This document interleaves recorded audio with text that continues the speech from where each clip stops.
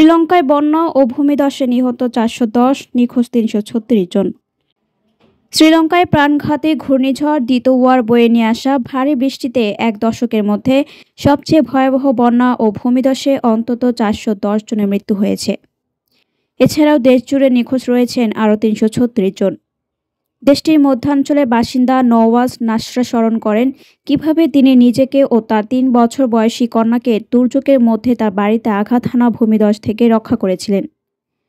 কন্যাকে বিছানার একটি চাদর দিয়ে মুড়ে নিয়ে দৌড়ে ঘর ছেড়ে পালান তিনি। শুক্রবার রাতে নাসরা ও তার গর্ভবতী বোন পরবর্তী ২০ মিনিট ধরে আলওয়াতু গোদা গ্রামের পাহাড়ের ঢাল দিয়ে নামতে থাকেন।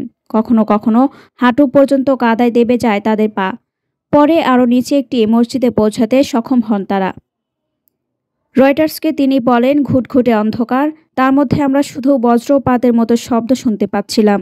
পাশের বাড়িটা আমাদের চোখের সামনেই ভেঙে পড়ে। কাউকে সতর্ক করার মতো কোনো সময় ছিল না।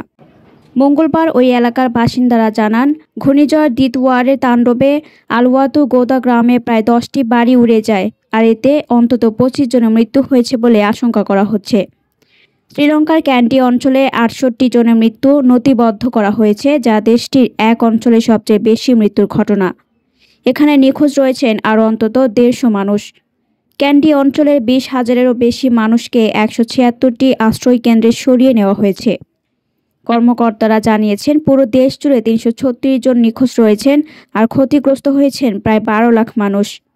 যেসব এলাকায় ভূমিধস হয়েছে সেখানে মাটিতে চাপা পড়া মৃতদেহ উদ্ধারে শত শত সেনা ও পুলিশ সদস্য কাজ করছেন। পাহাড় থেকে ধসে পড়া মাটি, পাথর ও গাছের ভেঙে পড়া ডাল সহ রাস্তায় রাস্তায় জমে থাকা বিভিন্ন আবর্জনা সরাতে কর্তৃপক্ষ মঙ্গলবার বুলডোজার ও অন্যান্য ভারী যন্ত্রপাতি ব্যবহার করেছে। সম্প্রতি দক্ষিণ ও দক্ষিণ পূর্ব এশিয়ায় প্রাণঘাতী কয়েকটি ঝড় বয়ে গেছে। এসব ঝড়ে ইন্দোনেশিয়া, মালয়েশিয়া ও থাইল্যান্ডের বিশাল এলাকা ক্ষতিগ্রস্ত হয়ে শত শত মানুষের মৃত্যু হয়েছে। কর্মকর্তারা আরও জানিয়েছেন, ঘূর্ণিঝড়ের সময় প্রবল বাতাসে টেলিযোগাযোগ ও বিদ্যুৎ সরবরাহ লাইন বিচ্ছিন্ন হয়ে গিয়েছিল। বর্তমানে এসব সরবরাহ স্বাভাবিক করতেও কাজ শুরু করেছে। পরবর্তী সংবাদ দেখার জন্য আমন্ত্রণ এবং সাবস্ক্রাইব করে বার্ড নিউজের পাশে থাকুন।